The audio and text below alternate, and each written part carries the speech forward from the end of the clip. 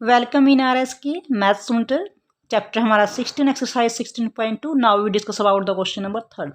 The given table show the numbers of students, विद्यार्थियों की संख्या शो कर रहा है ऑफ वेरी सेक्शन, अलग अलग सेक्शन के, ऑफ ग्रेड 7th क्लास के अलग अलग सेक्शन के विद्यार्थियों की संख्या को ये टेबल शो कर रही है।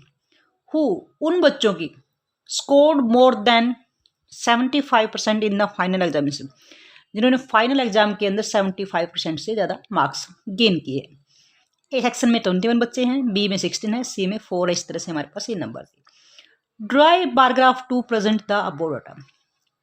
बार ग्राफ हम हमेशा वहीं पे ड्रॉ करते हैं जहां पर डाटा जो गिवन है अलग अलग हो जाए। देखिए A B C D D F जो सेक्शंस हैं बिल्कुल अलग अलग हैं, तो इसके लिए अलग अलग बार बनेंगे, तो इसलिए हमारा इसका बार ग्राफ बनेगा। इसके लिए हमें वर्टिकल और हॉरिजॉन्टल लाइन ड्रॉ करने की नीड होती है। तो सबसे पहले हम हॉरिजॉन्टल, हमने ग्राफ को कितना बड़ा बनाना है ये हमारी स्केल के ऊपर डिपेंड करता है।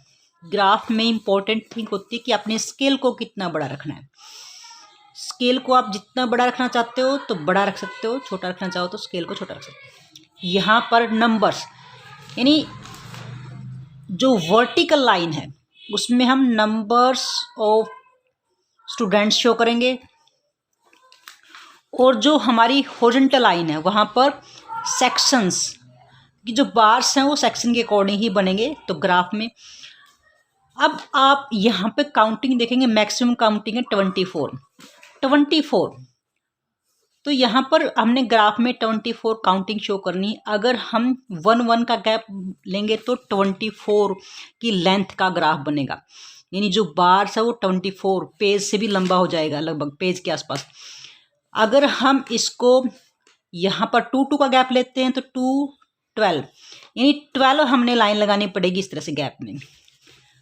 और अगर हम 4 का गैप करते हैं, 4 6 जा, तो दैट मीन्स 6 ही राउंड हमें लगाने पड़ेंगे।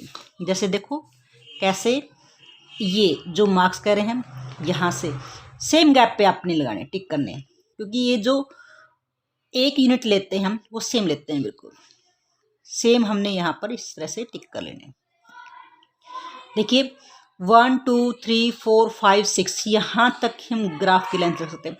अगर हमने 2 का गैप लेना तो 1 2 3 4 5 6 7 8 9 10 11 12, तो लगभग बार ग्राफ हमारा लंबा हो जाएगा। तो स्केल पे डिपेंड करता है कि आपने जो बार्स की लेंथ है वो कितनी लंबी रखनी है। स्केल यानी जो ये एक बॉक्स है इसको कहते हैं 1 यूनिट।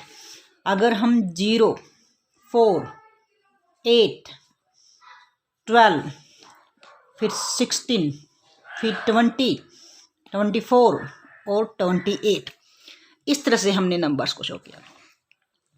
अब सिर्फ ग्राफ की मैक्सिमम लेंथ इतनी होगी हमारे पास। अगर हम 2 का गैप लेते तो हमारी ग्राफ की लेंथ इससे डबल हो जाती। अब 0 से लेकर 4 तक यहाँ से 1 यूनिट है। 1 यूनिट में कितने नंबर्स दिखाए हमने? 4 नंबर। तो हमारा स्केल होता है 4 स्टूडेंट्स। हमने एक बॉक्स के अंदर 4 स्टूडेंट्स को शो किया, तो ये हमारा ग्राफ का स्केल हो गया। अब इसके अकॉर्डिंग ही जो हमारे बार्स हैं वो बनेंगे। ए सेक्शन में 21 बच्चे हैं। अब देखिए 21 कैसे काउंट करेंगे। इन दोनों के मिडिल में 20 और 24 के बीच में सबसे पहले 22 आएगा, और 22 और 20 के बीच में 21 आएगा। तो यहाँ पे इसके सामने हमारे पास ग्राफ बनेगा। और यहाँ पर ग्राफ कहाँ पे मिलाएंगे, ये भी हम सेम गैप रखे। जो बार्स की चौड़ाई है वो भी सेम होती है। यहाँ हमने सेम गैप से मार्क कर लेने हैं, बिल्कुल सेम स्केल रखकर आपने जो बार्स की वाइडनेस है, चौड़ाई है, वो सेम रखनी होती है। अब इसमें हमने 21 यानी इसके सामने हमने बार्स को मिलाना है। तो यहाँ 21 हमारा यहाँ पे बनता है। थोड़ा सा इसको स्ट्रेट कर लीजिए और फिर इसमें ऐसे। तो ये हो गए नंबर्स कितने? 21, और सेक्शन हमारे पास ए। उसके बाद बी में 16 है। 16 तो हमारा बिल्कुल स्केल पे ड्रॉ ही है। तो इसके सामने देखिए यहाँ से, या आप ऐसे भी कर सकते हो, स्केल के सामने टिक कर लीजिए कि हमने यहाँ पर बार्स में ये बनाने के बाद हम एक जो गैप है 1 यूनिट का गैप लेते हैं, क्योंकि बार्स हमारे अलग अलग बनते हैं। तो यहाँ इसके सामने हम इस तरह से, ये हमारा हो गया 16 और बी सेक्शन के अंदर 16 हो गया। सी के लिए 4 है तो 4 के सामने ही हम लेंगे, इसके सामने, यानी ग्राफ हमारा इतना ही ऊंचा होगा।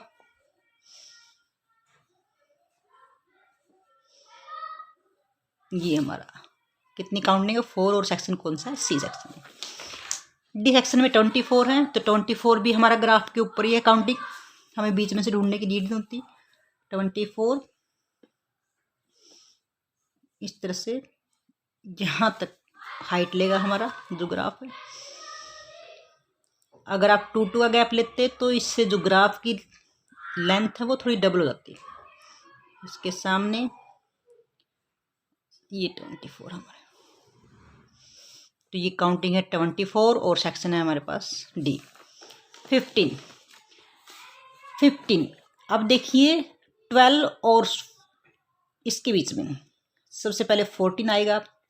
14 और 15 के बीच में यहाँ मिडिल में 15 आएगा, तो इसके सामने ही आपने, या फिर आप स्केल से कर लीजिए इजी रहेगा, इसके सामने हमने यहाँ पे टिक करना। तो यहाँ हमारी जो हाइट है ग्राफ की यहाँ तक होगी, तो इस तरह से हमने हाइट लेनी है। ये हो गई 15 और सेक्शन हो गया ई। उसके बाद एफ में 8 है, 8 तो बिल्कुल ऊपर ही है, हमें बीच में से निकालने की ज़रूरत नहीं इस काउंटिंग को। 8 इसके सामने यहाँ पर हमारा ग्राफ बनेगा।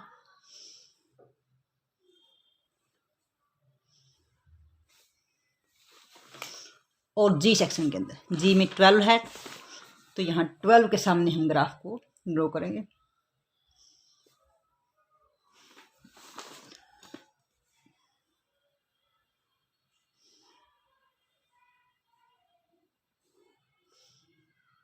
ये हमारी 12 है, यहाँ पे 8 ई एफ और जी। इस तरह से हम ग्राफ को शो करते हैं। ग्राफ के अंदर मेन पॉइंट होते हैं सेक्शन जो हॉरिजॉन्टल लाइन के अकॉर्डिंग है, जिसको हम एक्स एक्सिस से डिनोट करते हैं, ये वाई एक्सिस है।